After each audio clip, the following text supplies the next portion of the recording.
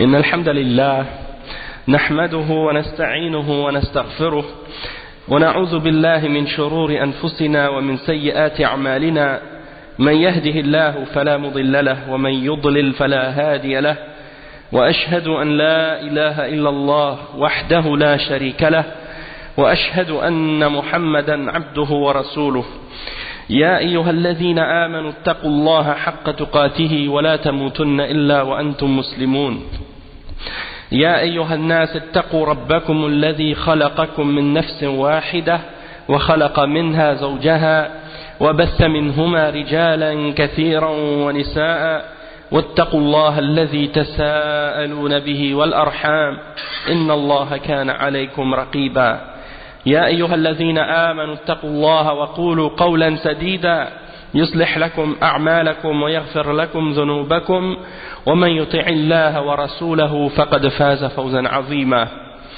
أما بعد وإن خير الكلام كلام الله وخير الهدي هدي محمد صلى الله عليه وسلم وإن شر الأمور محدثاتها وكل محدثة بدعة وكل بدعة ضلالة وكل ضلالة في النار أما بعد.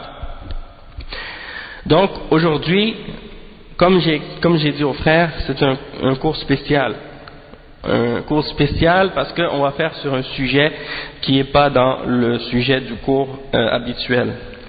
Malgré que c'est quelque chose qu'on a l'habitude de faire, c'est de lire des fatwas, des ulama, comme on le faisait par exemple au début ou à la fin de nos cours. On lit des fatwas de Cheikh Saleh Al-Fawzan sur différents sujets qui ont rapport avec le manhaj, et donc aujourd'hui c'est ce qu'on va faire en fait. On va continuer dans cette voie, sauf que maintenant on rentre dans un sujet qui a rapport avec le manhaj qui est tout à fait différent, et ça a rapport avec les méthodologies de la da'wa. Et en particulier on veut toucher à aujourd'hui en particulier, puis peut-être ça va prendre un autre cours aussi parce qu'il y a beaucoup de choses à expliquer dans ce sujet-là. Ça va peut-être prendre aussi un autre cours pour répondre à certaines ambiguïtés au sujet de qu'est-ce qu'on appelle en arabe al-anashid al-islamiyya, les anachides islamiques. Qu'est-ce que certains vont traduire en français par exemple les chansons soi-disant islamiques, et le verdict de l'islam au sujet de ces soi-disant chansons islamiques.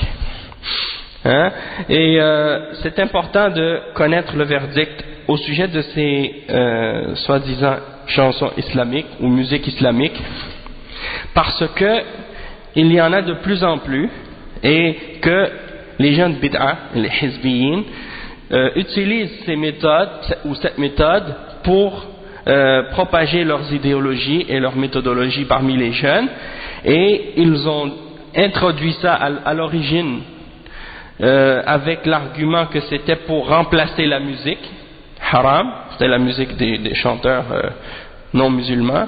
Donc ils ont dit, étant donné que, ou bien musulmans mais qui font de la musique, donc c'est de la musique qui est avec des instruments puis des choses haram, qui est clairement haram à cause des paroles ou à cause du sujet ou bien à cause des instruments ou des choses comme ça.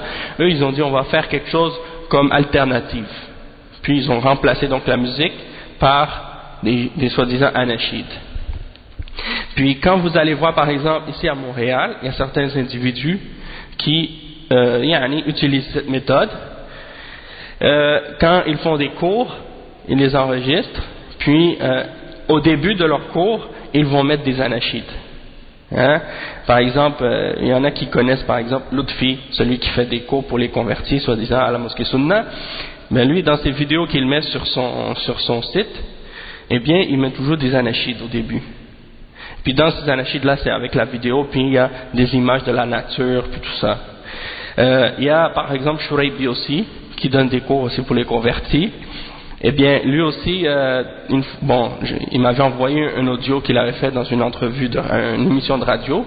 Il y avait soi-disant une émission islamique à la radio qui se donnait sur une des chaînes. Je ne sais pas si c'était sur AM ou FM, en tout cas je ne me rappelle plus. Il m'avait envoyé l'enregistrement de la première émission. Et quand on écoute cette émission, c'est rempli d'anashids entre chaque intervention.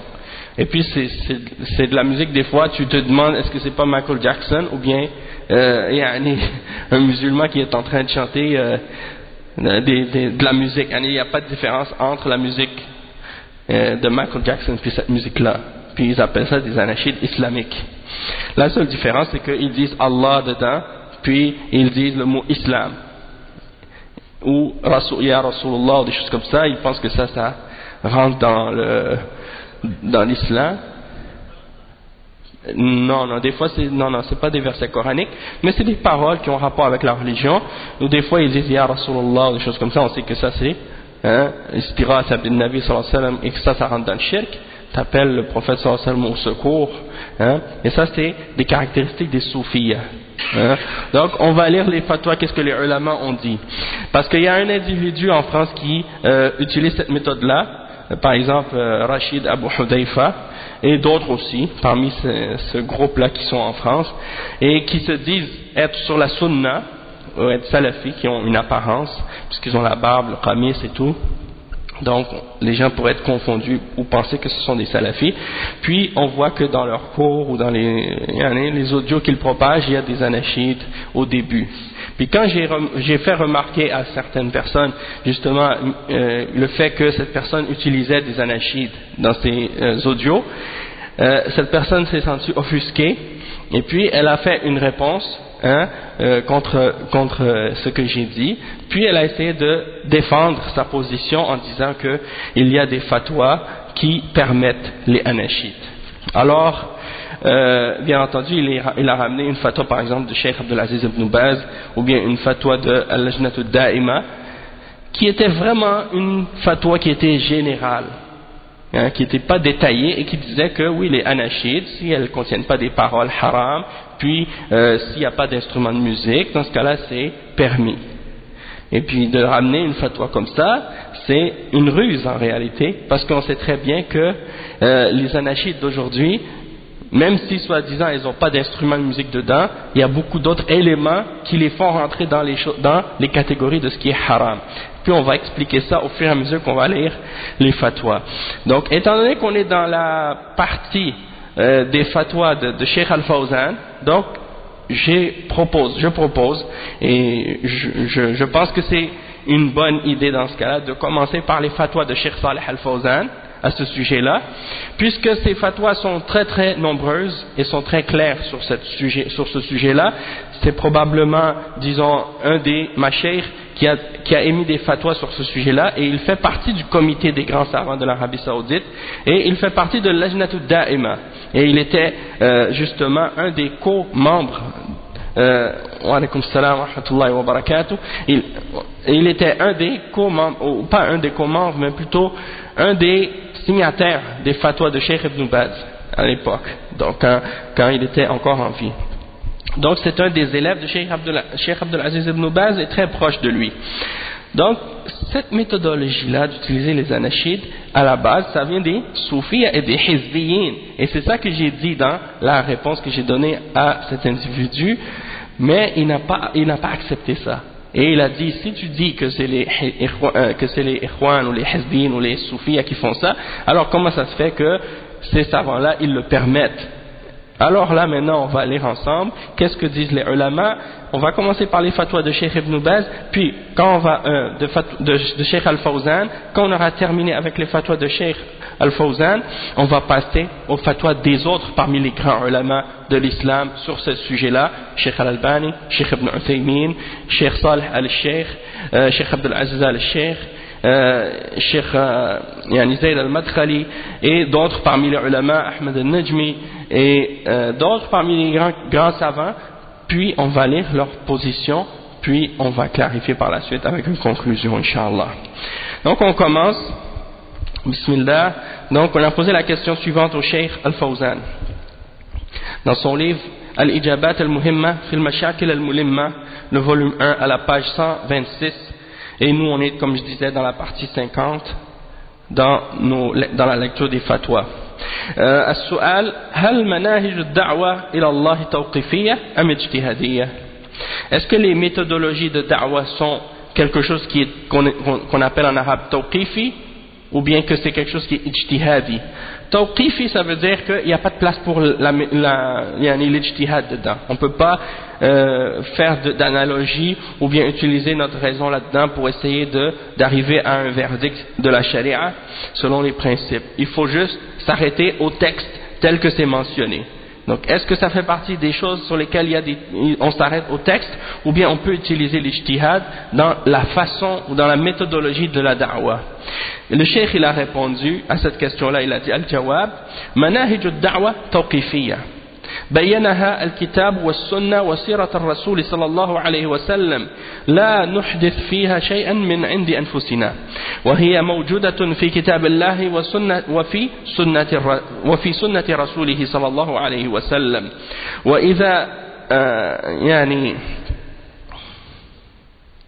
وإذا أحدثنا ضعنا وضعنا قال صلى الله عليه وسلم من أحدث في أمرنا هذا ما ليس منه فهو رد. Donc le cheikh il commence sa réponse en disant que les méthodologies de da'wa c'est quelque chose qui est tawqifi, c'est-à-dire que tu dois t'arrêter au texte dans ces questions-là, et ça a été clarifié par le Coran et par la Sunna et par la biographie du prophète Mohammed sallallahu alayhi wa sallam. On n'a pas le droit d'inventer quoi que ce soit de nouveau là-dedans de nous-mêmes. Wa alaykum salam. Donc la méthodologie, comment on fait la da'wa et la voie, le chemin de la da'wa, il a été clarifié par le livre d'Allah, c'est présent dans le livre d'Allah et dans la sunna du messager sallallahu alayhi wa sallam. Mais si on invente, on se perd et on égare les autres en même temps. Et le prophète sallallahu alayhi wa sallam a dit, celui qui invente dans cette affaire ce qui n'en fait pas partie, ce sera rejeté. Et ça c'est rapporté par Al-Bukhari et Muslim selon Aïcha radiyallahu anha. Il dit le cheikh ensuite, Naam, وجدت وسائل تستخدم للدعوة اليوم لم تكن موجودة من قبل مثل المكبرات مكبرات الصوت والإذاعات والصحف والمجلات ووسائل الاتصال السريع والبث الفضائي، فهذه تسمى وسائل يستفاد منها في نشر الدعوة ولا تسمى مناهج، فالمناهج بينها الله سبحانه وتعالى بقوله ادع إلى سبيل ربك بالحكمة والموعظة الحسنة وجادلهم بالتي هي أحسن، وقول الله تعالى قل هذه سبيلي أدعو إلى الله على بصيرة أنا ومن اتبعني، وفي سيرة النبي صلى الله عليه وسلم في الدعوة بمكة والمدينة ما يبين مناهج الدعوة لقد كان لكم في رسول الله أسوة حسنة. Donc ensuite le cheikh il continue sa réponse, il dit oui, on a trouvé à notre époque des moyens de faire la da'wa qui n'existaient pas auparavant et qui n'étaient pas présents auparavant, comme par exemple les micros, les haut-parleurs, les radios, les chaînes radio ou les ondes radio, les journaux, les magazines et tous les moyens de communication rapide qui existent aujourd'hui, comme l'internet, et ainsi de suite, la télévision, les chaînes satellites. Ces choses-là sont des moyens qu'on peut utiliser pour propager le message de l'islam et faire la da'wa. On peut en profiter de ces moyens-là. On ne les appelle pas des méthodologies. Il y a une différence donc entre les moyens et les méthodologies. Les moyens, du moment que c'est un moyen qui est halal, donc c'est permis de l'utiliser pour diffuser la science, diffuser la connaissance, diffuser l'information, informer les gens de l'islam. Mais en ce qui concerne la façon de faire la da'wa et les méthodologies de faire la da'wa, ça c'est autre chose. Et comme pour vous donner des exemples pour que vous compreniez, c'est comme par exemple ceux qui veulent faire des chansons pour faire la da'wa. On dit on va faire de la musique, on va faire des chansons, on va les appeler islamiques, et les gens vont écouter ça, et puis ils vont commencer à aimer l'islam à cause de ça, ça va les guider à l'islam. Ou bien de dire, on va faire du théâtre, on va faire des pièces de théâtre dans les mosquées, ou dans des écoles, puis on va dire que ça c'est un moyen pour faire la da'wa. Ça c'est des méthodes, c'est des méthodes, des voies, des méthodologies qui n'existaient pas et qui n'ont pas été faites par le prophète sallallahu alayhi wa sallam. Il ne les a pas utilisées. Et donc ça ne fait pas partie de l'islam. C'est des choses sur lesquelles on doit se baser sur la méthodologie de la da'wah doit être basée sur les preuves du Coran et de la Sunna, et on ne doit pas inventer des nouvelles méthodes. C'est comme je me rappelle, il y avait un chanteur américain aux États-Unis qui s'était converti à l'islam, et il a fondé sa propre secte par la suite. On les appelait, il avait donné à son groupe le nom de Ansarullah. Ok? Et il était un chanteur de boîte de nuit avant l'islam. Donc, lui, qu'est-ce qu'il a inventé ou qu'est-ce qu'il a dit? Il a dit, son nom c'était Dwight York, il a dit, il y a une catégorie de la population qu'on ne peut pas atteindre dans la da'wah, parce que c'est des gens qui sont dans les clubs de nuit, dans les bars, dans les discothèques, des choses comme ça. Il faut trouver un moyen de les atteindre. Donc, il a dit, donc, je vais aller dans les boîtes de nuit, je vais chanter sur l'islam, je vais faire de la musique, puis ça va faire que ces gens-là vont entendre le message de l'islam, puis ils vont devenir musulmans. Donc il a commencé à faire ça, et c'est pour ça que les gens, quand ils parlaient de lui, ils disaient Dwight York, the nightclub singer. Hein? Pour se moquer de lui. Donc c'est pour ça. Si quelqu'un veut essayer d'inventer des nouvelles méthodes pour faire la da'wah de cette façon, eh bien ça c'est de l'égarement. Puisque c'est pas ça que le prophète sallallahu alayhi wa sallam nous a enseigné, et c'est pas comme ça qu'il a fait la da'wah. On va pas en plus c'est haram, exactement. Donc d'utiliser par exemple de la musique ou du théâtre, c'est la même chose. Et ça, quand on parle des anachides, vous allez voir que les ulama, souvent quand on parle des anachides, ils mentionnent également la question du théâtre, qu'on appelle soi-disant le théâtre islamique. Et maintenant il y a le cinéma islamique maintenant qui est rentré encore, qui est une forme d'égarement encore plus grande encore, puisque on sait que le cinéma c'est quelque chose qui se propage plus rapidement, puis qui est diffusé maintenant partout, même sur YouTube ou sur Internet. Les gens ils font ça au nom de la da'wah. On va donner des exemples de ça au fur et à mesure. Donc le cheikh dit, donc il y a la différence à faire entre les méthodologies et les moyens qu'on utilise pour faire la da'wah. C'est deux choses différentes. Et en ce qui concerne les méthodologies, ça a été clarifié par Allah subhanahu wa ta'ala dans son livre. Il dit dans le verset 125 dans Surat An-Nahl, invite ou appelle au chemin de ton Seigneur avec sagesse et une bonne exhortation, et argumente avec eux de la meilleure façon. Et la parole d'Allah subhanahu wa ta'ala dans le verset 108 dans Surat Yusuf, Allah subhanahu wa ta'ala il dit, dis ô Muhammad à ces gens, voici mon chemin, j'invite à Allah avec basira, avec ilm, avec science, avec compréhension, moi ainsi que ceux qui me suivent. C'est-à-dire, moi ainsi que ceux qui me suivent, nous invitons les hommes à Allah. Et il dit que dans la vie, dans l'exemple de la sira du prophète sallallahu alayhi wa sallam, quand il a fait la da'wah à Mecca, quand il a fait la da'wah à Médine, il y a une clarification dans son exemple de la méthodologie, comment on doit faire la da'wah. Puisque le prophète sallallahu alayhi wa sallam il a utilisé plusieurs méthodes à son époque, plusieurs façons de faire la da'wah, mais il a suivi une méthodologie, et cette méthodologie là c'est elle qu'on doit suivre. Il a suivi un chemin, dans le sens que parfois on voit qu'il s'est adressé à des gens en public, il s'est adressé à des gens en privé, il a écrit des lettres à des rois, il a utilisé donc différentes façons, différents moyens, mais il a toujours gardé cette méthodologie-là sans utiliser des moyens qui sont interdits pour arriver à un résultat. Comme les Ikhwan disent souvent malheureusement, qu'est-ce qu'ils disent? Ils disent la fin justifie les moyens. C'est-à-dire, c'est pas l'important le moyen qu'on utilise, l'important c'est l'objectif qu'on veut atteindre. Si on arrive à cet objectif-là, alors dans ce cas-là, tout ce qu'on fait pour arriver à ce moyen-là, c'est bon et c'est permis. Et non. Donc ça c'est de l'égarement. Ça vient de ce slogan-là vient des koufars. La fin justifie les moyens. Donc le cheikh il dit que le prophète sallallahu alayhi wa sallam est notre exemple dans cette question de da'wah et dans la méthodologie, et Allah subhanahu wa ta'ala dit dans le verset 21 dans Surat Al-Ahzab à ce sujet-là, ou bien plutôt certes il y avait en la personne du messager d'Allah un bon exemple pour vous. Donc c'est l'exemple à suivre. Maintenant une autre question. السؤال في هذا الوقت توسع المنشدون في إصدار الأناشيد والتفنن في تحسين الأصوات وإخراجها بمضخمات بل وصل الأمر إلى محاكاة المغنين بأن يقوم المنشد بالنشيد ثم تدبلج مع صور طبيعية بما يسمى بالفيديو كليب. فهل هذا العمل جائز؟ وهل التمثيليات والمسرحيات من وسائل الدعوة إلى الله؟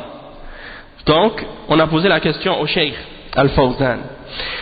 À notre époque, on voit que les gens se sont laissés aller dans les questions des anachides. Et les gens qui font les anachides, on les appelle les munshidoun, ceux qui chantent les anachides, ils sont rentrés un petit peu plus large dans les questions d'anachides. Ils ont innové des choses, rajouté des choses dans leurs anachides, et ils ont inventé des nouvelles techniques, et ils ont ramené des nouvelles façons d'embellir leur voix et d'introduire des effets sonores ou des choses pour améliorer leur voix et faire des effets dans le son de leurs anachides.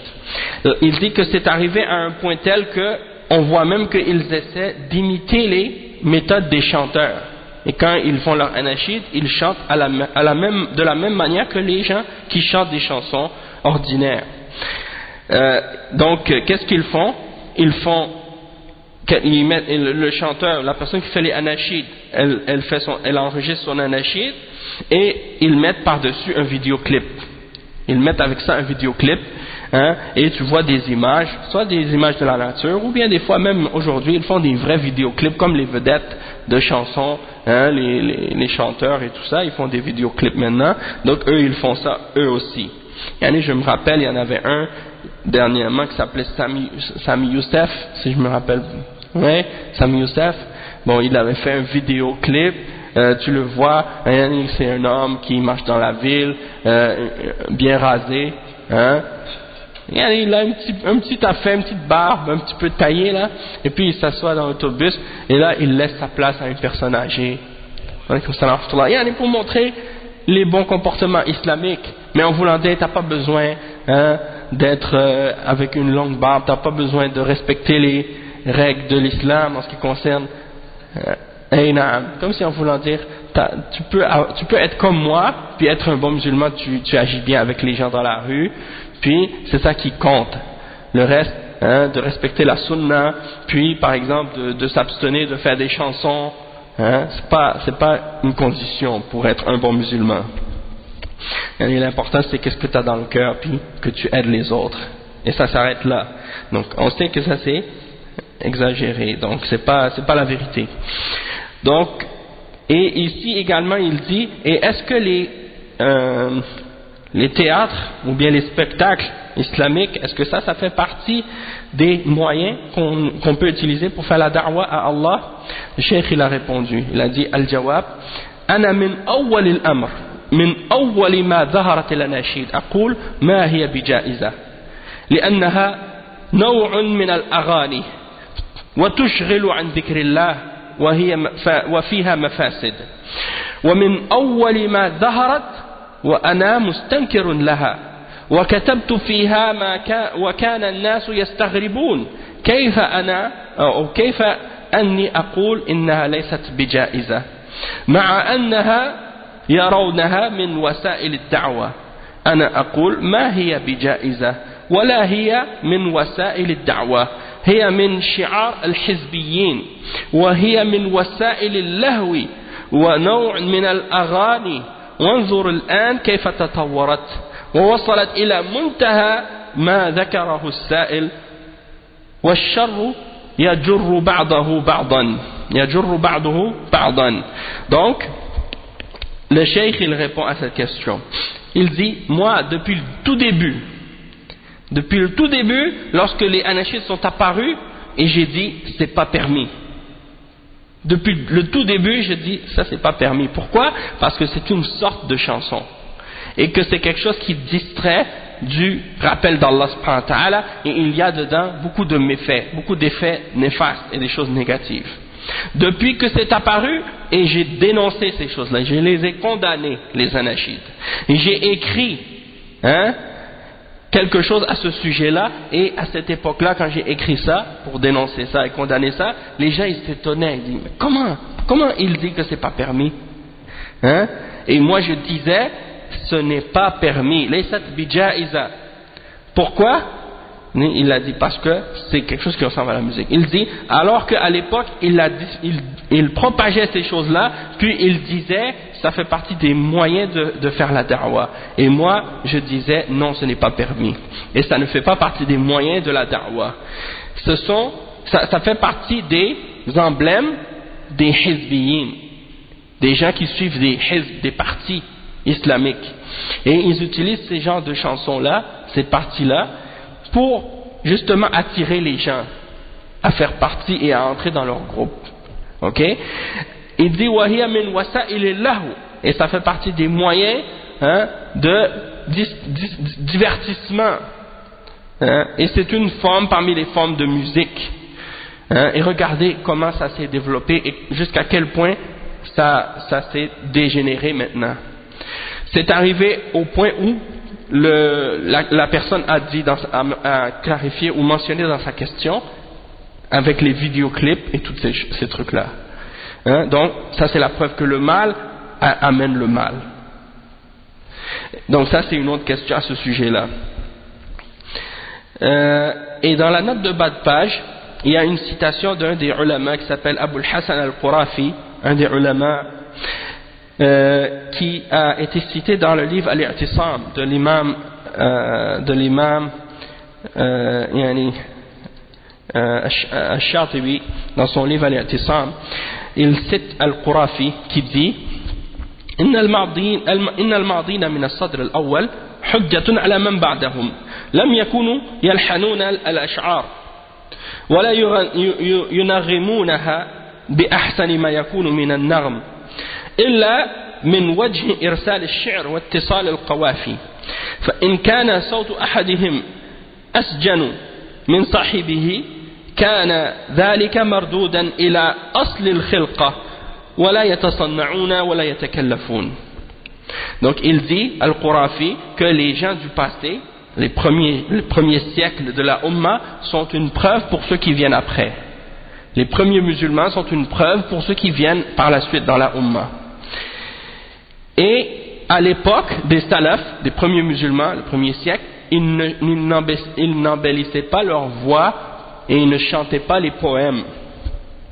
Et ils n'essayaient pas d'adopter une certaine mélodie dans leurs poèmes, excepté dans le but de relier deux vers dans un poème, si c'était pour relier entre deux vers qui coupaient ou des choses de ce genre, parce que dans les poèmes arabes il y a des awzan comme on appelle, puis il faut des fois relier les choses. Donc s'il y en avait un qui avait une belle voix, c'était parce qu'à la base Allah l'a créé avec une belle voix, mais il n'allait pas se forcer ou embellir sa voix pour essayer d'avoir une plus belle voix par la suite, ou de se pratiquer pour devenir meilleur là-dedans, non. Hein? S'il était bon, il était bon, sinon c'était comme ça, mais c'était pas un art, c'était pas considéré comme un art ou quelque chose qu'on apprenait ou quelque chose qu'on développait. Hein? Donc ça c'est juste un passage, une citation en passant. Si quelqu'un pourrait juste allumer la lumière pour qu'on puisse voir un peu plus clair, Inch'Allah. Une autre question maintenant sur ce sujet. السؤال: كثر الحديث عن الأناشيد الإسلامية وهناك من أفتى بجوازها وهناك من قال إنها بديل للأشرطة الغنائية فما رأي فضيلتكم؟ La question qui a été posée au cheikh ici, c'est il y a beaucoup de gens qui parlent des anachides islamiques. Et il y en a qui ont fait des fatwas pour dire que c'est permis. Parmi certains chouyours qui ont permis que des gens fassent des anachides ou écoutent des anachides. Et il y en a qui disent que c'est une alternative à la chanson, à la musique ordinaire. Alors, quelle est votre opinion? Quelle est l'opinion de votre excellence?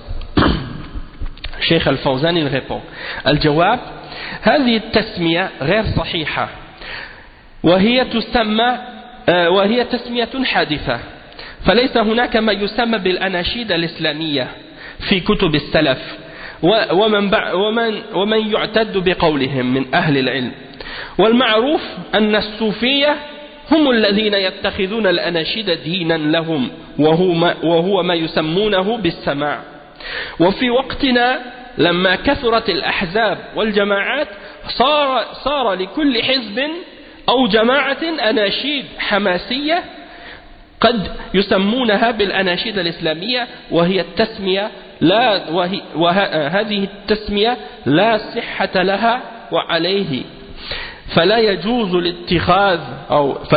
اتخاذها بين الناس وبالله التوفيق. Qu'est-ce qu'il dit ici le cheikh? On lui a posé la question au sujet des anachides. Le cheikh, la première chose qu'il a dit dans sa réponse, c'est que premièrement, d'appeler ces anachides-là islamiyya, c'est pas correct. On n'a pas le droit de dire que c'est des anachides islamiques. On n'a pas le droit. Parce que, le cheikh il dit, ça c'est de les appeler de cette façon-là, c'est une innovation en soi. Parce qu'il n'y a rien qui s'appelle dans l'islam des chansons islamiques ou des anachides islamiques. Si tu regardes dans les livres des salafs et dans les paroles des ulama de qui on considère les paroles parmi les hommes de science, il n'y a rien qui mentionne le terme anachid islamique. Ça n'existe pas. Et la raison pour ça, comme il l'explique dans d'autres fatwas, puis comme d'autres ulama l'ont expliqué aussi, c'est que quand tu dis que quelque chose est islamique, ça veut dire que c'est religieux. Ça veut dire que c'est une adoration. Ça veut dire que c'est quelque chose que Allah a ordonné ou recommandé, ou que c'est quelque chose que Allah aime et que son prophète sallallahu alayhi wa sallam aime. Est-ce que dans le Coran ou dans la Sunna, il y a quelque chose qui mentionne les anachides et qu'on doit faire des chansons et que de faire ça, ça nous rapproche à Allah? Est-ce que le prophète sallallahu alayhi wa sallam dans la mosquée avec les sahaba, il faisait des anachides? Et est-ce qu'il a incité les gens à le faire? Jamais. Donc de dire que ça c'est des chansons islamiques ou des anachides islamiques, ça n'existe pas dans l'islam. Et c'est d'introduire dans la religion quelque chose qui n'en fait pas partie. Et c'est pour ça que le cheikh ensuite dans sa réponse il dit, et qu'est-ce qui est connu par rapport aux anachides islamiques? C'est que ce sont les soufis qui prennent ces anachides là comme quelque chose faisant partie de la religion pour eux. Et ils appellent ça as-sama'. Hein? Ils appellent ça as-sama'.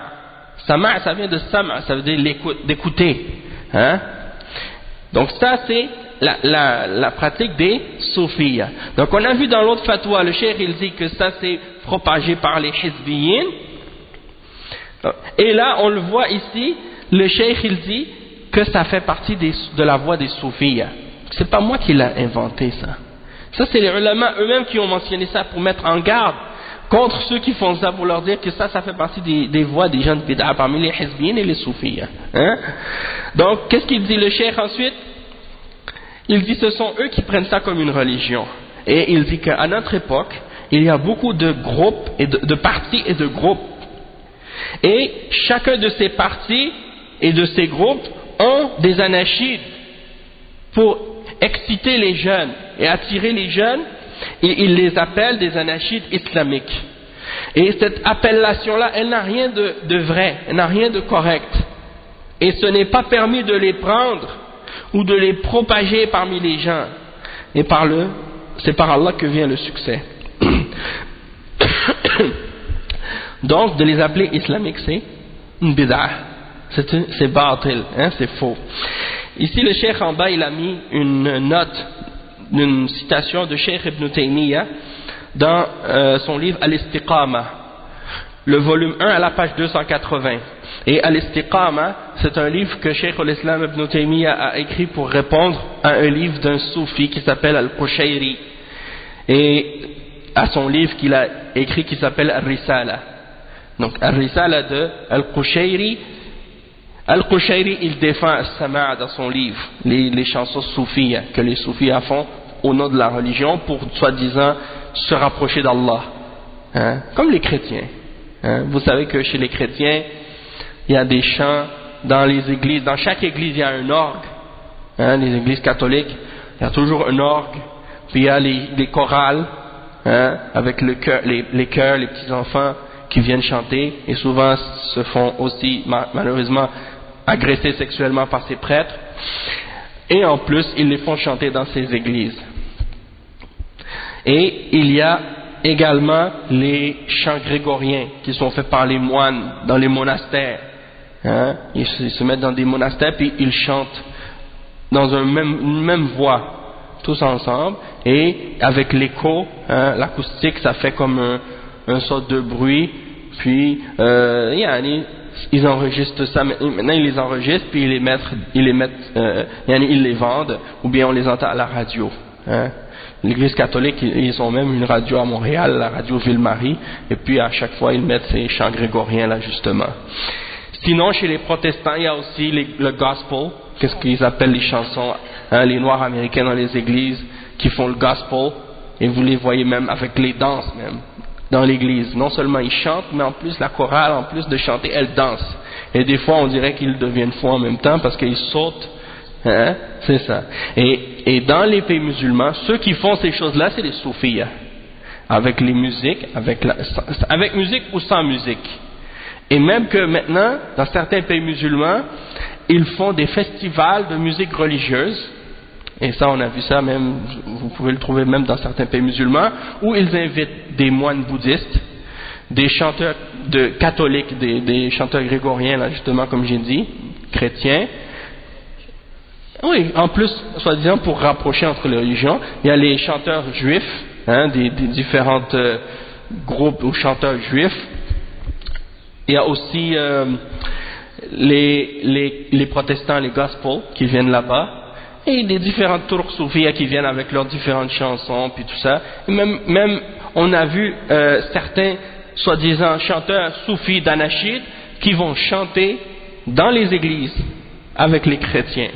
Hein, tout ça au nom du rapprochement des religions, puis de l'union entre les religions. Et on sait que tout ça, c'est le travail des ennemis d'Allah pour essayer d'égarer les musulmans et les amener au shirk. Exactement.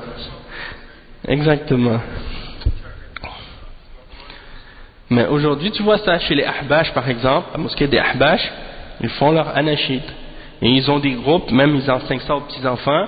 Et puis, une fois, je me rappelle à la télé, ils avaient invité des hommes politiciens du Québec pour venir à une réception qu'ils ont organisée. Et puis, parmi les activités de la soirée, ils avaient préparer un spectacle d'anachid pour les politiciens qui sont venus. Et donc, tu vois les petites filles avec leur foulard qui viennent sur le stage et commencent à chanter leur anachid devant les gens. Et sans parler de qu'est-ce que font par exemple les hizbiyin avec leurs vidéos, puis par exemple aussi les djihadiyin, ceux qui prétendent appeler au djihad puis qui font le takfir des musulmans puis des dirigeants, tu les vois en train de toujours de propager des vidéos sur internet sur le djihad ou des trucs comme ça, et puis tu vas voir par exemple des fois des images de Ben Laden ou des photos de Ben Laden. Après tu vas entendre des chanteurs, des gens qui chantent, et puis des bruits d'explosion, de tonnerre, hein, et des choses comme ça. Donc et puis tu vois, c'est justement, ils font des effets spéciaux comme ça au début de leur cours. Ils vont mettre des bruits de mitraillettes, des bruits d'explosion, des bébés qui pleurent. Après ça, t'entends par exemple une grosse voix qui parle. Et puis après ça, tu vas voir, ils coupent un morceau de la conférence de la personne, un certain morceau de sa parole qui touche un certain sujet. Là, il le coupe et il le mixe. Après, il remet un autre effet sonore. Et là, il met la chanson. Exactement. Donc ça n'a rien à voir avec la da'wah, ça n'a rien à voir avec l'islam. D'accord? Et pourtant, tu vois ces gens-là parler de djihad alors qu'ils pensent qu'à la chanson, et à faire de la chanson. C'est grave. Donc, Cheikh al-Islam, qu'est-ce qu'il a dit à propos qu'est-ce que font les soufis? Il a dit, قال شيخ الإسلام ابن تيمية رحمه الله والسماع المحدث لأهل الدين والقرب فهذا يقال فيه إنه بدعة وضلالة وأنه مخالف لكتاب الله وسنة رسوله عليه الصلاة والسلام وإجماع السالفين جميعهم وإنما حدث في الأمة لما أحدث الكلام وكثر هذا في العلماء وهذا في العباد.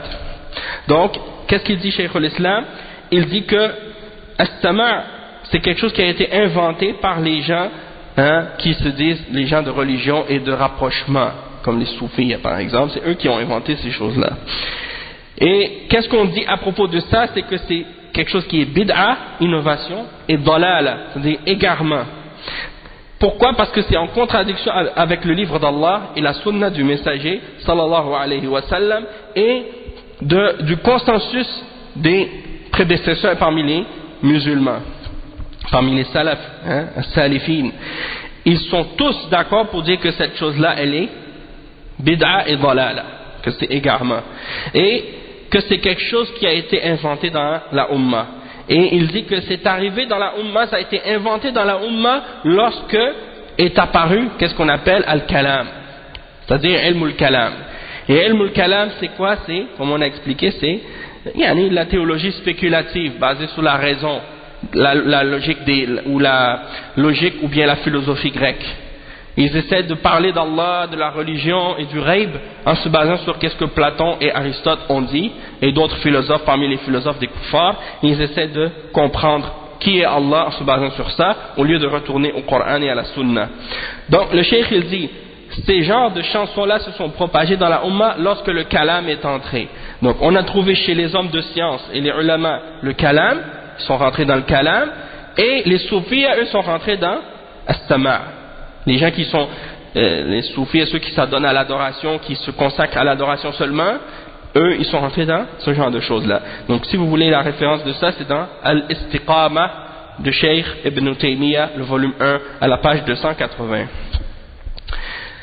Donc, une autre question qui a été posée à ce Cheikh Al-Fawzan à ce sujet-là, il dit خرج في هذا الزمان أناشيد تنسب للإسلام وهي أناشيد ملحنة ومرنمة بأصوات فاتنة وهناك أشخاص يرددون خلف هذا المنشد وتعمل هذه الأناشيد أو يحاكى في هذه الأناشيد أهل الغناء الماجن ما حكم سماع وبيع هذه الأناشيد بخاصة أنها انتشرت في أوساط الشباب والشابات. Donc, on a posé la question au cheikh. Il est apparu à notre époque des anachides qu'on apparente ou qu'on attribue à l'islam. Et ce sont des anachides qui sont avec une voix embellie et qui sont avec un rythme, avec des voix qui sont attirantes. Et les gens qui font ces anachides-là, il y a des gens qui répètent derrière eux quand ils chantent. Soit qu'ils répètent en même temps, ou bien qu'ils font des chorales, ils chantent en même temps que la personne. Et on voit que ces anachides, dans ces anachides, on essaie d'imiter les gens de la chanson, qui est la chanson perverse, sans honte. Quel est le verdict? D'écouter ces anachides et de les vendre, et en particulier du fait que c'est des choses qui sont propagées parmi les jeunes, filles et garçons et filles. Donc quel est le verdict à ce sujet-là? Al-Jawab, هذه أناشيد محرمة لأنها من الغناء المحرم ومن اللهو المحرم فلا يجوز بيعها وشراءها وتداولها ولا يجوز الاستماع إليها لأن هذه تشبه أناشيد الصوفية الذين يتخذون الأناشيد طاعة وقربة إلى الله وعبادة لله وهذا من ابتداعهم الباطل فالذي يتخذ هذه الأناشيد عبادة يشبه الصوفية أو صوفي بالفعل وما درجت إلينا هذه الأناشيد إلا من الصوفية ومن أصحاب الحزبيات والشعارات الحزبية التي غشت الناس اليوم وكانت معروفة وما كانت معروفة عند المسلمين. Qu'est-ce qu'il dit, le Cheikh Al-Fawzan? Il dit que ces anachides-là sont interdites parce qu'elles font partie de la chanson qui est haram et font partie du divertissement haram. Et il n'est pas permis de les vendre, ni de les acheter, ni de les propager ou de les échanger parmi les gens. Et ce n'est pas permis non plus de les écouter parce que il dit que ces anachides-là, elles ressemblent aux anachides des soufis. Aux anachides des soufis. Ceux qui prennent des anachides comme étant une obéissance à Allah et comme étant un moyen de se rapprocher à Allah ou une adoration à Allah subhanahu wa ta'ala. Et vous savez la règle à propos des innovations, que les innovations sont plus dangereuses que les péchés. Les innovations, les bid'a, sont plus dangereuses que les péchés, les ma'asi. Et la raison pour ça, c'est quoi? Pourquoi elles sont plus dangereuses et plus graves? C'est parce que quand quelqu'un fait un péché, par exemple, si quelqu'un il écoute une cassette de musique qui est haram, hein, il sait que qu'est-ce qu'il est en train d'écouter, c'est haram. Et surtout s'il a entendu la parole de Abdullah ibn Mas'ud, un des compagnons du prophète sallallahu alayhi wa sallam, qui l'a dit, Al-ghina turithu nifaq fil qalb, que la musique, la chanson, ça fait entrer l'hypocrisie dans le cœur, le nifaq dans le cœur. Donc quelqu'un qui est conscient de ça, il entend la musique, il est conscient qu'il est en train de désobéir à Allah. Et il cherche à se repentir de ça et arrêter de l'écouter. Mais quelqu'un qui écoute des anashids avec la mention d'Allah, avec la mention du paradis, avec la mention de l'enfer, avec la mention de la religion, il écoute ça, il pense qu'il fait des hasanat. Est-ce que vous pensez qu'il va abandonner ça facilement? Non, parce qu'il a une shubha dans son cœur, dans sa tête. Il pense qu'il est en train de faire quelque chose de bien, et c'est rare que quelqu'un va se repentir de quelque chose qu'il fait alors qu'il pense que c'est quelque chose qui le rapproche d'Allah. Et c'est ça le danger de la bid'a. Et c'est pour ça que parmi les salafs, certains des ulama disaient que la bid'a est plus aimée. Al-bid'a ahabbu ila iblis min al-ma'siyah. لأن المعصية يتاب منها والبدعة لا يتاب منها. Il dit la bid'a elle est plus aimée du diable que le péché. Il préfère que les gens tombent dans la bid'a que de les voir tomber dans le péché. Pourquoi? Parce que le péché on peut s'en repentir, mais la bid'a on ne peut pas s'en repentir. Pourquoi? Parce qu'on reste accroché, on croit que c'est quelque chose de bien. Et donc la personne qui écoute les chansons des soufis ou bien les anashids soi-disant islamiques, il est plus égaré que celui qui écoute la musique qui n'est pas religieuse, entre guillemets, puisque la religion elle n'a pas ordonné la chanson, et lui il fait de cette chanson là quelque chose de religieux. Donc c'est comme si en même temps, en plus de, non seulement il essaie de se rapprocher à Allah par un péché, mais ça implique qu'il légifère dans la religion d'Allah et qu'il rend halal ce qui est haram, et qu'il fait de quelque chose qui est contraire à l'islam quelque chose d'islamique. Donc c'est comme s'il légifère dans la religion d'Allah des choses qui ne font pas partie de la religion d'Allah subhanahu wa ta'ala. Ça c'est grave, ça peut même atteindre le niveau de shirk et kufr, parce que la législation c'est un droit unique d'Allah et que personne n'a le droit de rendre halal ou haram ou de légiférer dans la religion excepté Allah et excepté le messager qui reçoit cette révélation d'Allah subhanahu wa ta'ala. Donc ça c'est pour expliquer cette partie-là, qu'est-ce que le cheikh il dit ici.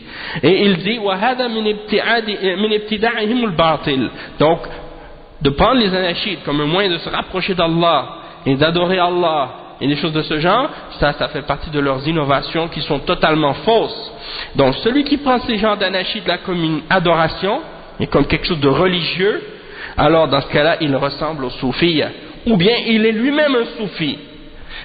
Et il dit que ces choses-là ne sont pas propagées parmi les musulmans excepté chez les soufis et les gens de hizbiyat, c'est-à-dire les gens qui font partie des hizbiyin, et ça fait partie de leurs emblèmes et de leurs slogans et de des choses par lesquelles on les reconnaît, qui ont trompé beaucoup de gens aujourd'hui.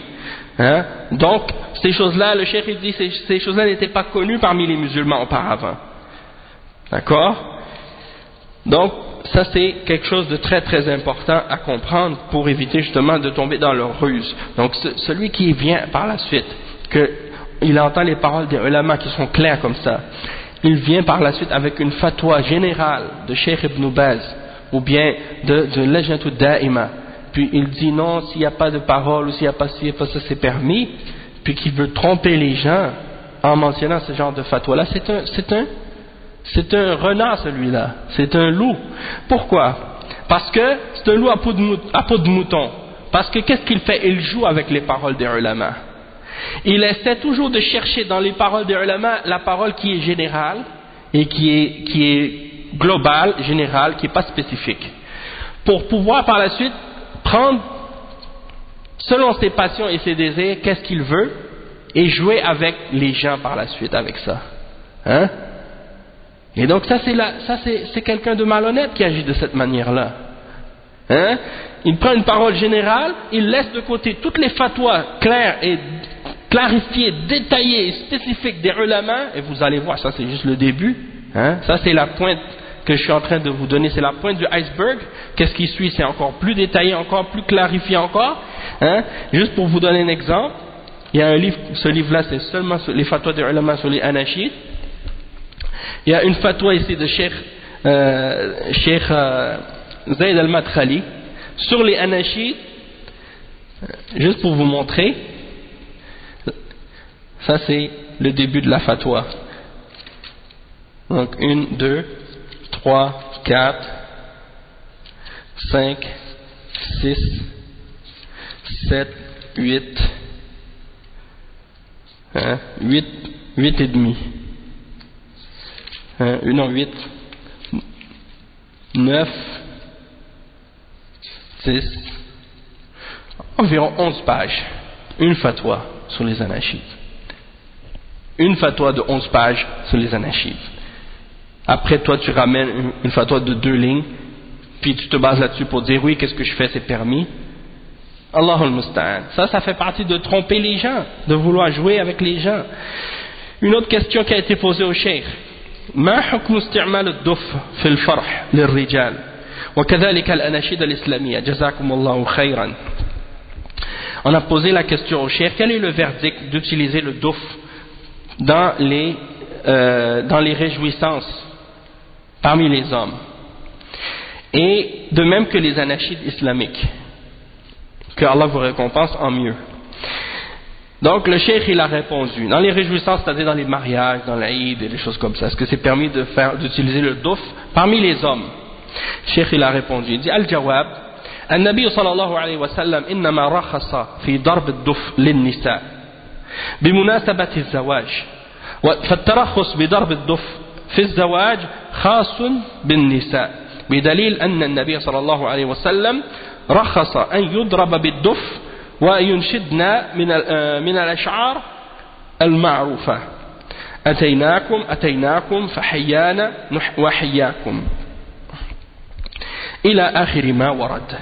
Donc premièrement, le cheikh il dit que le prophète sallallahu alayhi wa sallam a permis, parce qu'en général c'est haram, en dehors des mariages, d'Aïd et des choses comme ça, c'est pas permis d'utiliser le duf du tout. Ça fait partie des instruments de musique. Mais il a permis dans les mariages. Il a dit donc, le prophète sallallahu alayhi wa sallam a rakhasa.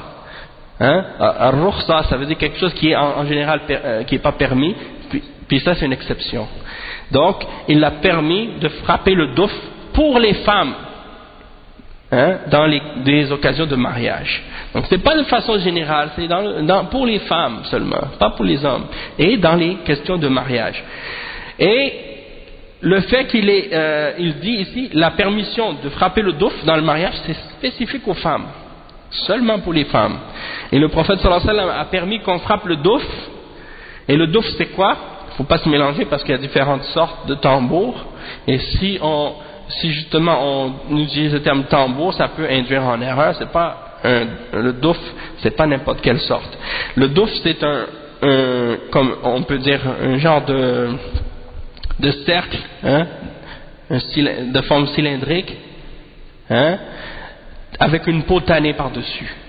Un gros cercle, un gros, comme on dit, non c'est pas comme un tam-tam, c'est un gros cercle comme ça, cylindre, assez large, avec une peau dessus tannée. C'est tout.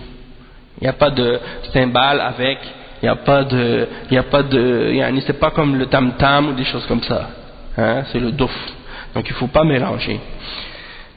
Donc c'est comme un gros cerceau avec une peau tannée qu'on frappe.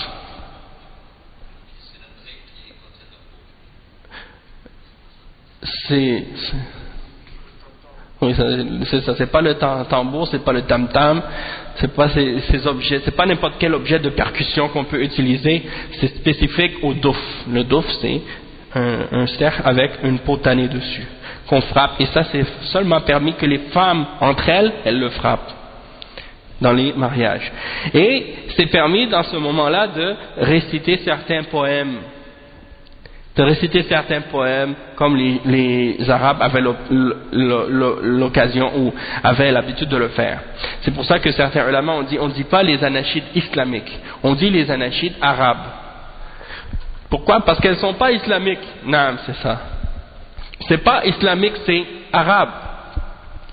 Et quand on entend les paroles, des exemples qui sont mentionnés dans les hadiths, des anachides ou des poèmes qui étaient récités dans les mariages, à l'époque du prophète sallallahu alayhi wa sallam, c'est des paroles c'est pas des paroles religieuses, c'est juste des paroles normales, ordinaires. Ataynakum, fahiyouna, nuhayyikum. Donc c'est des paroles ordinaires, comme quelqu'un mentionne ces choses-là lors des mariages, des choses comme ça. Donc on voit ce genre de choses là, ça c'est qu'est-ce qui est mentionné dans les textes. Le cheikh dit ensuite fadarbu ad-duf, puis j'avais fait une compilation de différentes paroles des ulama dans les livres de fiqh sur ce sujet, le duf pour les hommes dans les mariages. Parce que j'avais eu une discussion avec quelqu'un une fois, il y a de ça peut-être plusieurs années, je ne me rappelle plus combien d'années exactement, mais au moins 10 ans. Puis la personne, elle, me disait, bon, parce que je suis allé dans un mariage, puis il y avait, à un moment donné, quelqu'un qui a sorti un genre de tam-tam, un tambour, puis ils ont commencé à jouer ça, puis les hommes, entre eux, ils écoutaient ça. Donc moi, je me suis levé pour leur dire que c'était permis, premièrement, c'était seulement permis le douf, seulement entre les femmes, le jour de mariage, et non pas entre les hommes, et à ce moment-là, les frères qui étaient là-bas, qui étaient invités, ils n'ont pas voulu écouter. Donc, moi je me suis retiré. Parce que c'est ce qu'on doit faire lorsque on voit des munkarat, des choses haram dans un mariage, dans une célébration, puis qu'on essaie de l'interdire, puis qu'on n'écoute pas. Dans ce cas-là, on est obligé de s'en aller. Donc on doit s'en aller à ce moment-là. Donc je suis parti, et qu'est-ce que j'ai fait? Parce qu'il y en a un qui était là-bas qui disait que qu'est-ce que je disais, c'était pas supporté par des preuves et ainsi de suite.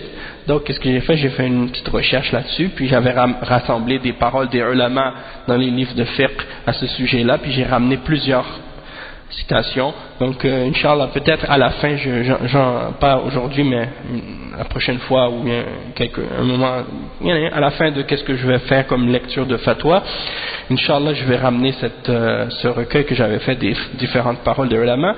Puis parmi ces paroles-là, c'était que ceux qui faisaient ça, parmi les hommes, c'était comme des efféminés. C'était pas les hommes faisaient pas ça, mais ceux qui faisaient ça, c'était les hommes efféminés. Allah al-Musta'an. Donc le cheikh dit فضرب الدف في مناسبة الزواج خاص بالنساء عند جمهور أهل العلم والحكمة في ذلك إعلان النكاح لقوله صلى الله عليه وسلم أعلنوا هذا النكاح واضربوا عليه بالدف. أما الأناشيد التي تسمى الإسلامية فلا تعرف أناشيد بهذا الاسم، فليس هناك أناشيد إسلامية وإنما هناك أشعار. إذا كانت هذه الأشعار نزيهة وخالية من المجون ومن الهجاء والسب والشتم فلا بأس أن تنشد بمناسبة الزواج أو غيره. إنشاد الشعر النزيه المفيد لا بأس به بدون أن يكون هناك نغمات جماعية أو أصوات جماعية كما تعرف عليه الآن، وإنما هذه الأناشيد الجماعية عرفت عند الصوفية، وإنما الشعر الذي ينشد على وجه يستفاد منه ويستفيد منه المنشد والسامع فلا بأس به. فقد كان حسان بن ثابت رضي الله عنه ينشد في حضرة النبي صلى الله عليه وسلم وغيره من الشعراء، وكانوا ينشدون قصائدهم بحضرة النبي صلى الله عليه وسلم، وكانوا ينشدون الأشعار بصوت شخص واحد وهم في السفر من أجل التنشيط على السير، وكانوا ينشدون الأشعار في العمل الشاق من أجل تنشيط العمل فإنشاد الأشعار النزيهة في مناسبات خاصة لا بأس به أما ما يسمونه بالأناشيد الإسلامية التي حصلت في هذا الوقت التي تنظم بأصوات جماعية مطربة أو نغمات مستلذة فهذه لا أصل لها في دين الإسلام. Donc on a posé donc il continue la même réponse, il dit de frapper donc le douf dans les occasions de mariage, ça c'est spécifique aux femmes entre elles, ça c'est selon l'unanimité des ulama, d'accord, et la sagesse dans ça c'est de faire savoir qu'il y a un mariage pour que les gens entendent et sachent qu'il y a un mariage. Le prophète sallallahu alayhi wa sallam a dit dans un hadith rapporté par Ahmad, Al-Bazzar, Ibn Hibban, Al-Tabarani, selon Abdullah ibn Zubayr radiyallahu anhu, il a dit faites connaître le mariage, frappez sur le douf pour faire savoir aux gens qu'il y a un mariage. En ce qui concerne les anachides qu'on appelle islamiques, on ne connaît pas d'anachides par ce nom, c'est-à-dire on n'appelle pas les anachides islamiques parce qu'il n'y a pas d'anachides islamiques, ce sont uniquement des poèmes, et si ces poèmes sont propres et qui sont exempts de toute forme wa alaykum assalam wa rahmatullahi wa barakatuh, si ces poèmes sont exempts de toute forme d'impudeur ou de choses obscènes ou des paroles de moquerie ou de raillerie ou bien d'insultes, alors dans ce cas-là c'est permis de les citer dans les occasions du mariage ou autres. Comme l'exemple qu'on a donné tout à l'heure, les femmes entre elles, quand il y avait une femme qui disait Ataynakum, Ataynakum, Fahayouna, c'était une petite fille, elle chantait ça, ou elle récitait ce poème-là. Donc ça, il n'y a pas de problème avec le douf, ok, ça c'est permis. Mais le cheikh il dit, mais ensuite, c'est permis, mais à condition que ce soit pas fait avec des chorales ou avec un groupe. Puis des fois aussi, qu'est-ce qui se passe, c'est que, comme par exemple, après que la personne qui avait fait sa soi-disant réponse à mes propos au sujet des anachides avait mentionné le fait que justement il mentionnait cette partie-là dans la fatwa qui disait si c'est un poème qui est propre, qu'il n'y a pas d'insultes ou des mauvaises paroles dedans, donc dans ce cas-là c'est permis. Je suis retourné écouter une des conférences justement qui avait des anachides au début et tout pour voir. Des fois ils disent bon il n'y a pas de musique, nos anachides il n'y a pas de musique dedans. Mais quand tu écoutes bien, tu vois qu'il y a un son en arrière. Et ils disent c'est pas fait avec de la musique, c'est fait avec la voix. Par exemple, il y en a qui vont faire leur anachid en arrière, ils vont faire un genre de son avec leur voix, comme par exemple, mais là ça fait comme une musique, hein, et des fois c'est fait avec plusieurs, et des fois ils vont dire non, c'est pas plusieurs personnes qui chantent ensemble, c'est pas une chorale, il y a une seule personne, sauf que avec les effets sonores qu'ils ont fait en studio, ils sont capables de doubler ou de tripler ou de multiplier la voix en même temps pour faire paraître la voix de la personne comme si c'était un écho ou bien comme si c'était plusieurs personnes qui chantaient en même temps sur le même ton. Donc ça fait de la musique en même temps, hein? Et le fait que ce soit fait avec la voix ou avec la bouche, ça fait pas sortir l'affaire de qu'est-ce qu'on appelle la musique, hein? Et je sais pas si vous êtes au courant, mais il y a même des gens qui ont fait des musiques.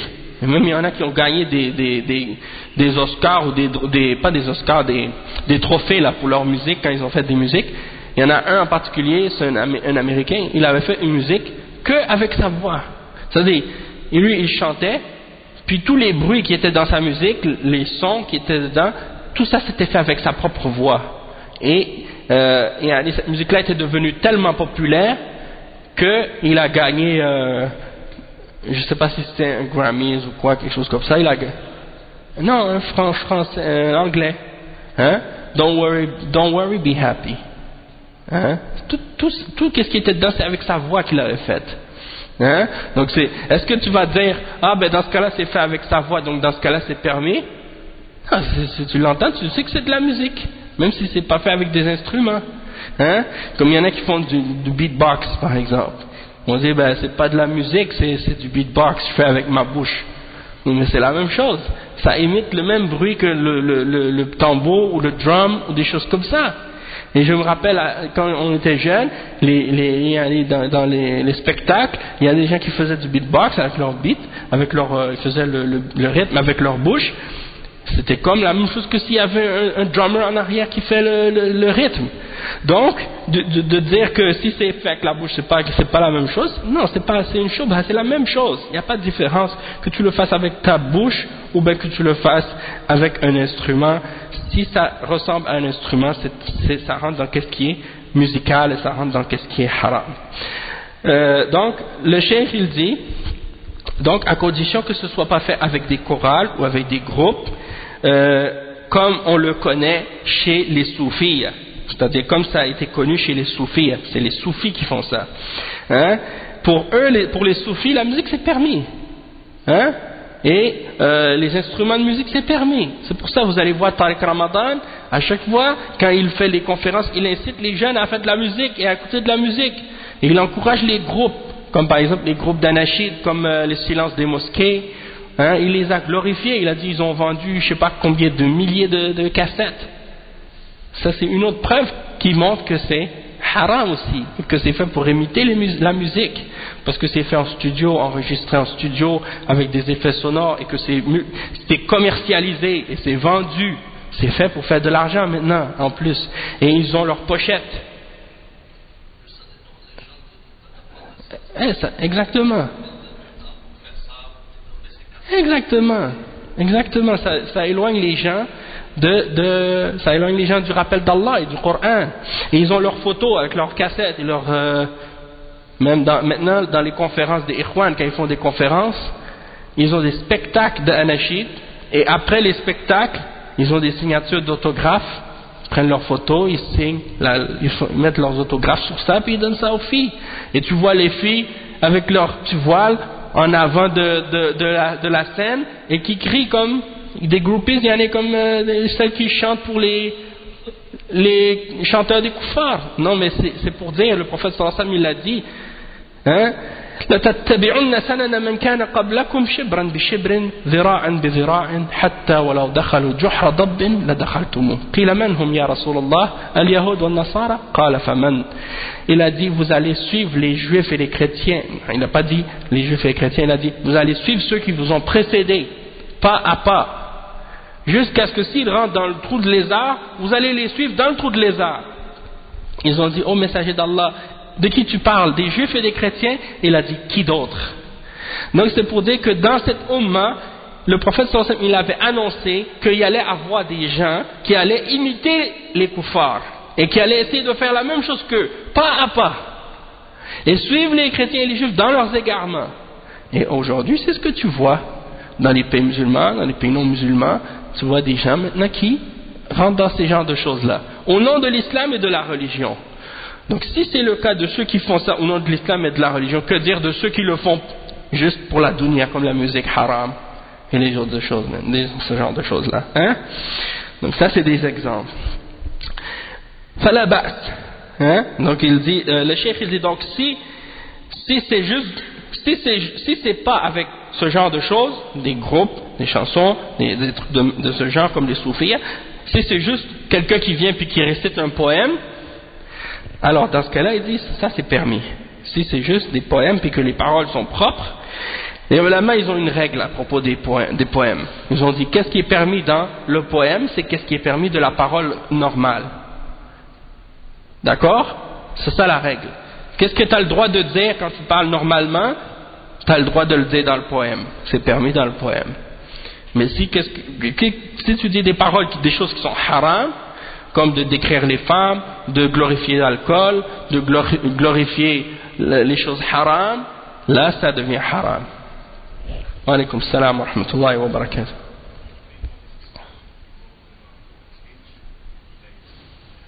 Oui, c'est ça. Maintenant, ils ont inventé qu'est-ce qu'on appelle le slam. Je sais pas si vous avez entendu parler du slam. C'est quelqu'un qui va sur le stage et qui dit une prose ou bien un poème. Hein, puis ils font des spectacles avec ça maintenant. Et même tu vois des filles avec le voile maintenant qui montent sur le stage, qui font ça. Mais il y en a aussi qui font du rap. Et ils font rentrer le rap dans ça. Comme c'est pour dire, c'est pas de la musique, c'est juste des poésies. Mais ça rentre dans ça aussi. Ok? Ça rentre dans ça aussi. Et déjà, là, on sait que le fait que la femme soit devant les hommes comme ça, surtout que ces filles-là, elles se voilent même pas islamiquement avec le djilbab qui couvre de la tête aux pieds, déjà encore, ça c'est rajouter le haram par-dessus le haram. D'accord? Donc, ça c'est juste des exemples. Donc, il dit, si c'est juste des poèmes, que c'est des paroles propres, dans ce cas-là c'est permis. Comme, par exemple, Hassan ibn Thabit. Hassan ibn Thabit, c'était un des compagnons du prophète sallallahu alayhi wa sallam qui était un poète. Et lui, qu'est-ce qu'il faisait? Chaque fois que les mouchrikines faisaient un poème contre le prophète sallallahu alayhi wa sallam pour attaquer les musulmans et l'islam ou attaquer le prophète sallallahu alayhi wa sallam, Hassan ibn Thabit écrivait un poème pour réfuter et répondre aux mouchrikines, hein? Et pour les rabaisser. Et le prophète sallallahu alayhi wa sallam encourageait Hassan ibn Thabit de faire ça. Et il lui disait, il disait à Hassan ibn Thabit, et le prophète sallallahu alayhi wa sallam lui disait, ce que tu fais comme poème, c'est plus dur contre eux que les flèches. C'est-à-dire quand ils entendent ça, ça leur fait plus mal que les flèches, tes poèmes. Et il disait même à Hassan, et on va le lire dans les paroles de Cheikh Al-Albani lorsqu'on va arriver aux paroles de Cheikh Al-Albani, il mentionne, il disait que le prophète sallallahu alayhi wa sallam lui disait, vas-y, fais ton poème, réponds-leur, et l'Esprit Saint est avec toi. Uhjumhum fa inna ruh al-Qudus ma'ak. Ça c'est le prophète sallallahu alayhi wa sallam qui disait ça à Hassan ibn Thabit. Ruh al-Qudus, Jibril alayhi salam, hein? L'Esprit Saint, c'est Jibril alayhi salam, il va être avec toi. Donc, on va lire les détails à ce sujet-là. Donc, il était en présence du prophète sallallahu alayhi wa sallam et il faisait des poèmes, et le prophète sallallahu alayhi wa sallam était là, et d'autres également parmi les poètes, ils faisaient ça, et ils faisaient leur poésie en présence du prophète sallallahu alayhi wa sallam. Mais il dit وَكَانُوا يَنْشُدُونَ الْأَشْعَارِ بِصَوْتِ شَخْصٍ وَاحِدٍ. C'est-à-dire, ça c'était une chose qu'ils faisaient avec la voix d'un seul homme.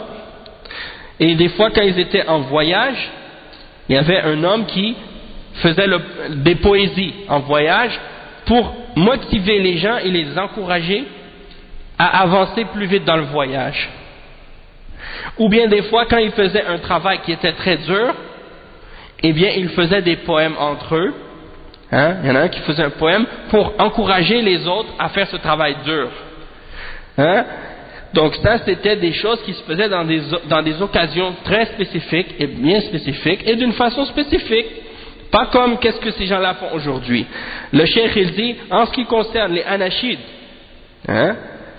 Les anachides islamiques comme ils les appellent, et qu'est-ce qui est arrivé avec ces anachides-là à notre époque, hein, qui sont organisés avec des groupes, hein, chantés avec des tons spécifiques et des voix qui sont faites exprès pour attirer et que les gens jouissent de ça.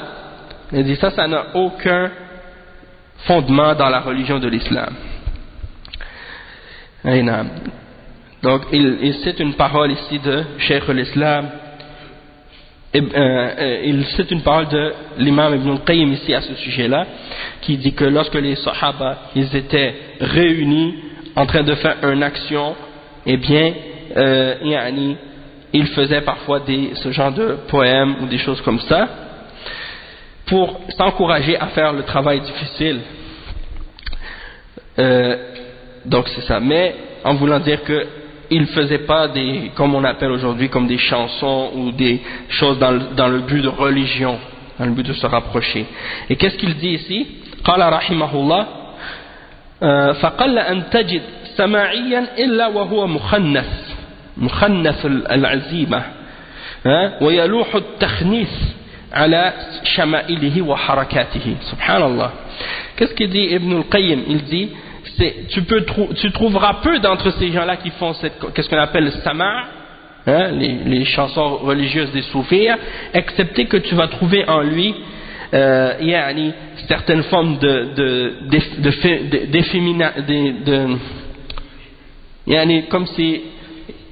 comme quelqu'un qui est efféminé, hein, quelqu'un qui a des caractéristiques d'une femme, il agit comme une femme, et tu vas voir ça dans sa façon de bouger et dans ses comportements, il a des manières comme une femme. Allah al-Musta'an. Naam, sahih. Donc c'est pour ça, c'est le fait que quelqu'un rentre dans ce genre de choses-là. Hein? Et probablement qu'il se base sur ses observations, l'expérience, qu'est-ce qu'il a observé lui chez les hommes qui font ce genre de choses-là. Chez les soufis en particulier, tu le vois, souvent ils se rasent la barbe, hein, puis ils ont des caractéristiques très féminées. Allah musta'an. Ensuite, il dit, il y a une autre question qui a été posée. الاتجار بهذه الأناشيد المسمى بالإسلامية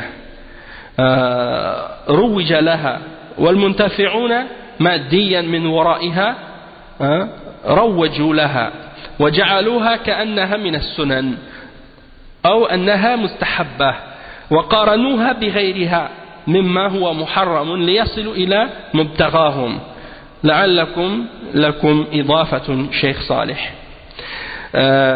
Le cheikh, on lui a posé la question encore au sujet de faire le commerce des anachides et des cassettes qu'on appelle islamiques, anachides islamiques.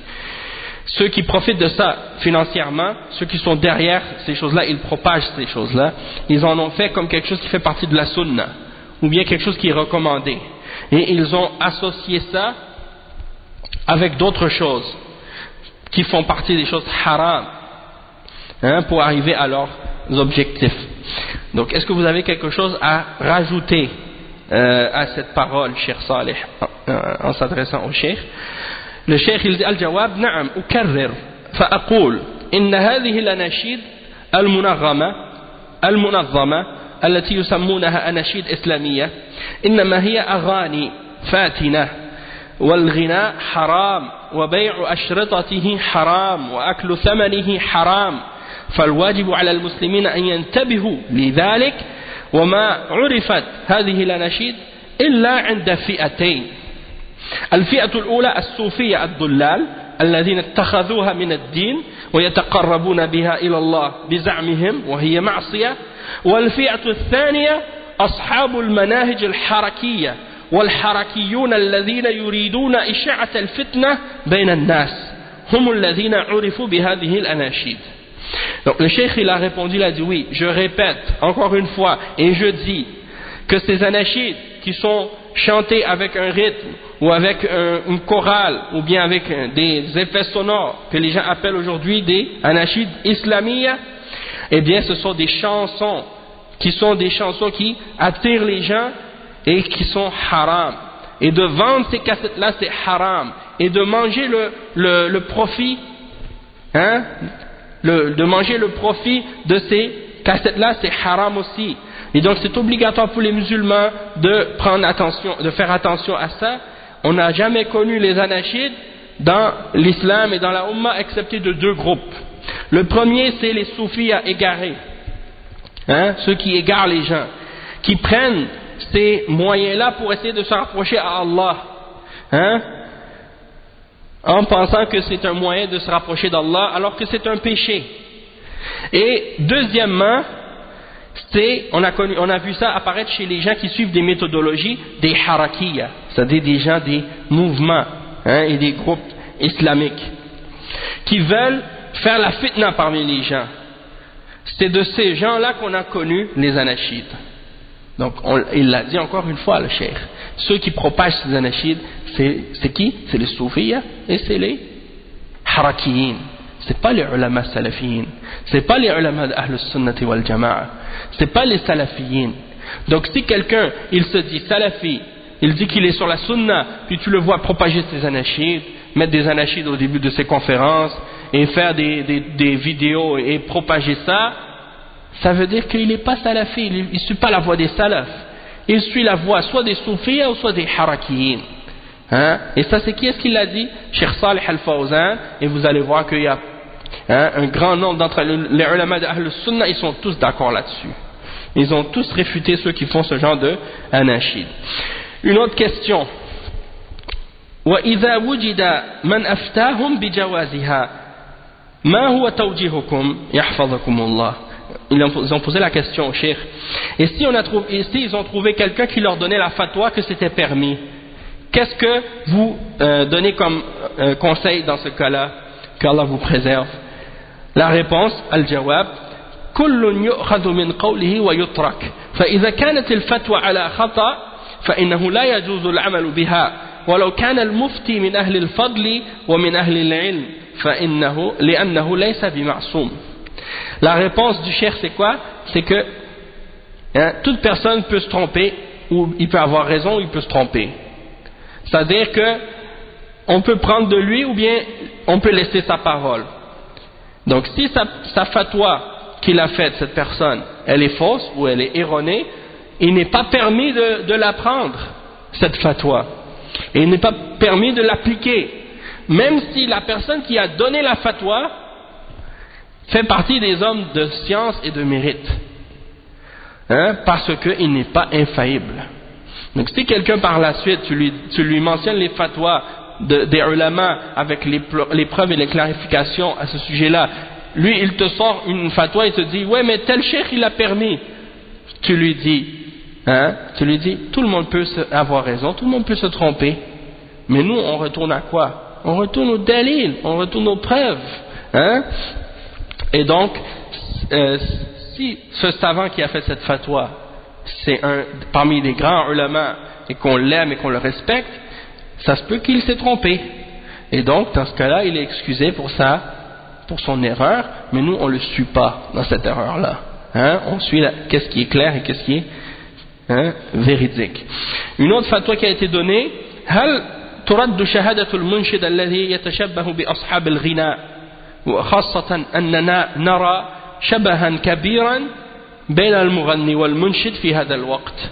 Il dit, est-ce que le témoignage, quand on parle du témoignage, on ne parle pas du témoignage de shahada de l'islam, c'est-à-dire quand quelqu'un dit la ilaha illallah Muhammad Rasulullah, quand il devient musulman, on parle du témoignage à la cour, si quelqu'un doit être appelé pour témoigner pour ou contre quelqu'un à la cour dans une question islamique ou dans une question quelconque, soit de commerce ou d'argent ou de autre, de la dunya, on appelle quelqu'un comme témoin pour témoigner pour ou contre quelqu'un. Il y a des conditions que ce témoin doit respecter dans l'islam.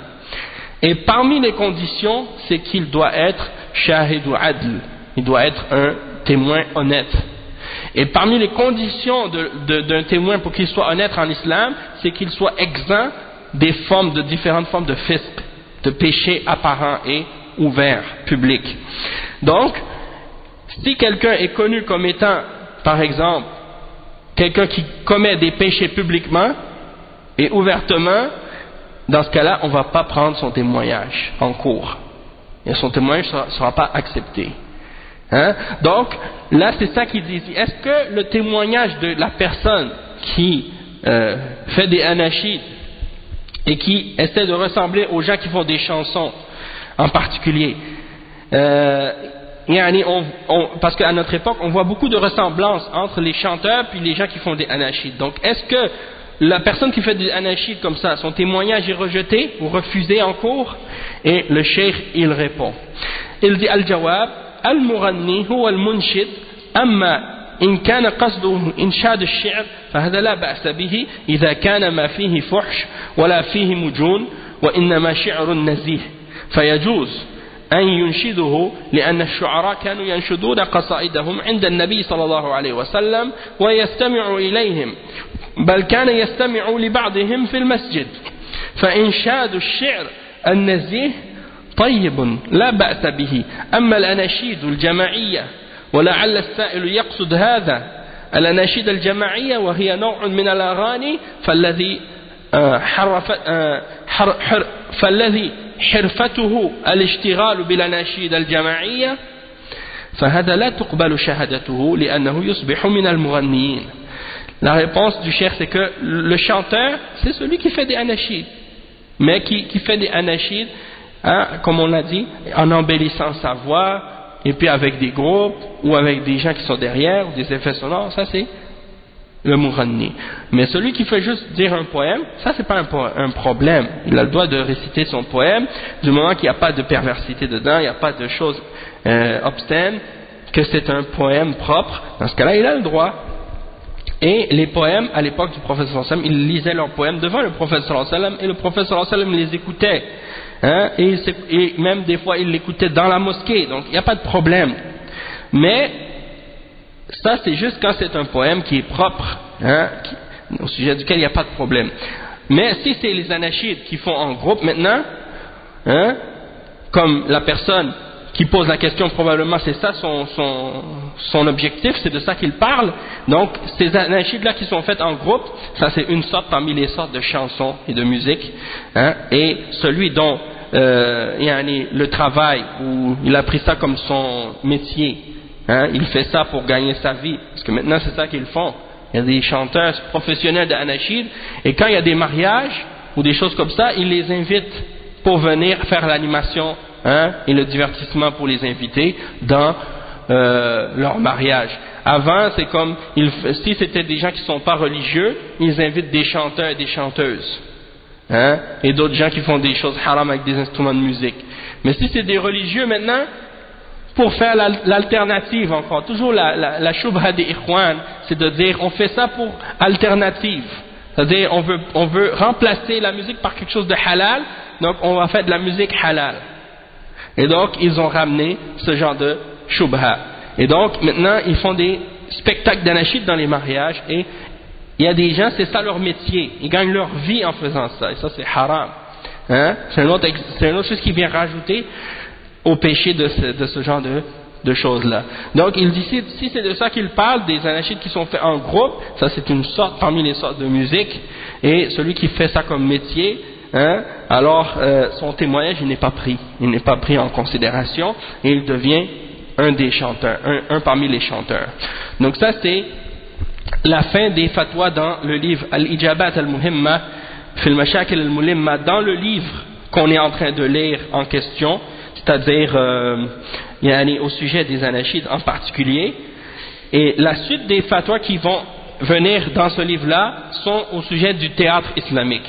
Ça, on va les lire après par la suite. Là, pour l'instant, on va, comme on a fait aujourd'hui, se limiter uniquement aux fatwas au sujet des anachides. Puis, étant donné qu'on lisait les fatwas de Cheikh Al-Fawzan, je veux terminer avec une fatwa de Cheikh Al-Fawzan qui n'est pas dans Al-Ijabat al-Muhimma fil Mashakil al-Mulimma. Elle est dans un autre, elle se retrouve ailleurs, et j'ai même l'audio, si vous voulez, Inch'Allah, je vous ferai entendre l'audio.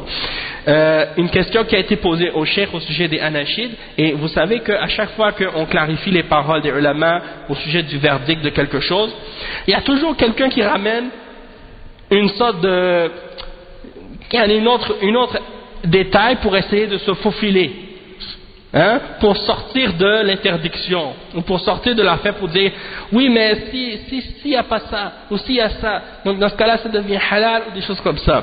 Donc pour couper et fermer le chemin complètement à ce genre de shubha, il y a une fatwa du Cheikh Al-Fawzan qui est encore plus claire que toutes ces précédentes, comme si ce n'était pas déjà assez clair. C'est la question suivante. هذا السائل يقول يا شيخ ما رأي الشيخ في حكم الأناشيد الجماعية الإسلامية بدون دف أو مؤثر صوتي؟ جواب الشيخ. Quelle est la réponse du cheikh au sujet des anachides qui sont faits en groupe islamique sans duf et sans aucun effet sonore? Parce qu'on a mentionné des exemples, puis là ça c'est une autre question. Hein, vous savez, par exemple, il y en a qui font des anachides sans musique, sans instruments de musique, sans rien. Comme par exemple, vous connaissez tous Cat Stevens. Cat Stevens c'était un chanteur. Allah l'a guidé à l'islam. Il est devenu musulman. Ensuite, il a arrêté la musique complètement. Probablement qu'à un moment donné, il était un peu entouré de soufis, je ne sais pas, ou d'autres hizbiyin. Il a fait des anachids sans musique, en anglais, avec des mots arabes et tout. Il n'y avait rien, aucune musique, aucun effet sonore, juste sa voix. Quelques années après, on ne sait pas pourquoi, il a sorti un disque avec d'autres anachids, puis là il y avait un tambour dedans. Il a ajouté le tambour. Petit à petit, on voit comment le shaitan, il égare parfois les gens, qu'Allah nous préserve. Qu'Allah nous préserve tous de ça, parce que on est tous susceptibles de tomber dans l'égarement. Donc, on a besoin d'être préservés par Allah et guidés par Allah subhanahu wa ta'ala, et que Allah subhanahu wa ta'ala guide Cat Stevens et guide tous les autres qui ont été éprouvés par cette épreuve et par cette tentation-là, qu'Allah subhanahu wa ta'ala les ramène à la guidance et au droit chemin et qu'il les aide à se débarrasser de ce genre de tentation. Parce que la musique c'est une grande tentation. Et si quelqu'un il a été affecté par cette tentation dans son cœur, il ne peut pas s'en séparer facilement. Donc, il ne peut pas s'en séparer sauf avec l'aide d'Allah subhanahu wa ta'ala. Donc, Allah subhanahu wa ta'ala aide tous ceux qui ont été affectés par, que ce soit le rap, que ce soit la musique, que ce soit les anachids ou autres, que Allah subhanahu wa ta'ala purifie leur cœur de l'amour de ce genre de choses. Donc, on a posé la question au cheikh, quel est le verdict au sujet des anachids islamiques qui sont faits en groupe, sans aucun douf, sans aucun effet sonore. Le cheikh il a répondu, il a dit لا نعلم لها أصلا هذه محدثة وإذا نسبت إلى الإسلام وقيل الأناشيد الإسلامية فهذا معناه أن الإسلام شرعها وهذا لا أصل له وأيضا هذه الأناشيد إذا اعتبرت للطاعة والقربة فإنها من شعار الصوفية فهم الذين يتخذون الأناشيد يتخذونه عبادة لله عز وجل فالحاصل أن المسلم لا يلتفت إليها. Donc la première partie de la réponse, le cheikh il dit on ne connaît à ce genre d'anachid aucune origine dans l'islam, c'est quelque chose d'inventé et d'innové. Et si on l'attribue à l'islam et qu'on dit anachid islamique, ça signifie quoi? Ça signifie que c'est l'islam qui l'a légiféré. Et ça, il n'y a aucune source, aucune preuve à ce sujet-là. Et aussi, on peut dire que les anachids, si on les considère comme étant une obéissance à Allah et quelque chose qui rapproche à Allah, alors dans ce cas-là, ça rentre dans les genres de poèmes que font les soufis.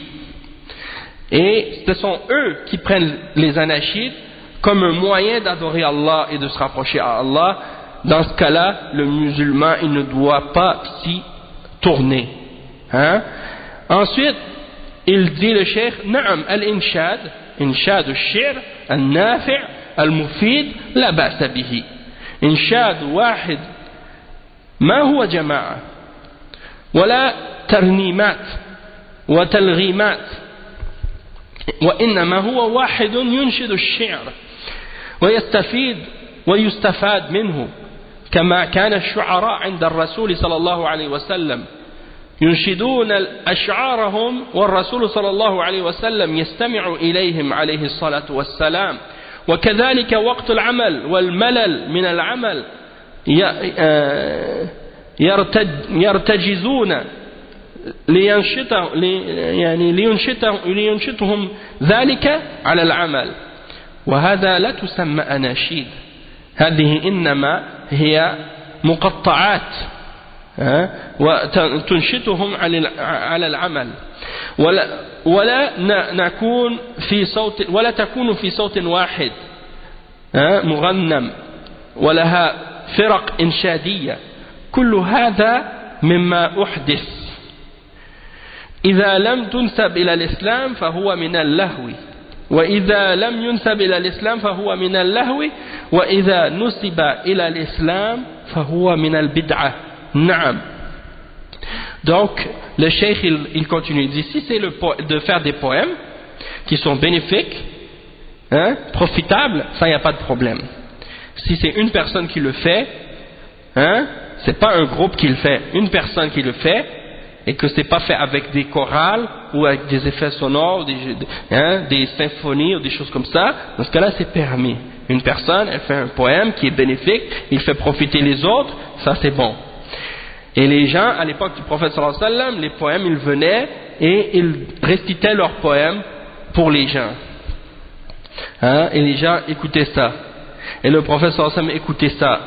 Et des fois, quand c'était le temps de travailler, par exemple, et les gens étaient fatigués de travailler, il y en a un qui faisait un poème comme ça pour encourager les autres à faire le travail. Ça, c'est quelque chose qui était fait et c'est permis. Et il dit, on n'appelle pas ça des anachides. Ça, c'est juste des choses qu'on fait pour couper l'ennui ou la fatigue, hein, lorsqu'on travaille. Et ça se fait avec la voix d'une seule personne. Hein? Et c'est pas des groupes qui ils font ça ensemble, des groupes de chansons, des trucs comme ça. Donc tout ça là, qu'est-ce qu'on a mentionné avant, tout ça c'était des choses qui sont innovées. Et si on l'attribue pas à l'islam, donc il faut pas l'attribuer à l'islam ou dire que ça c'est islamique, hein?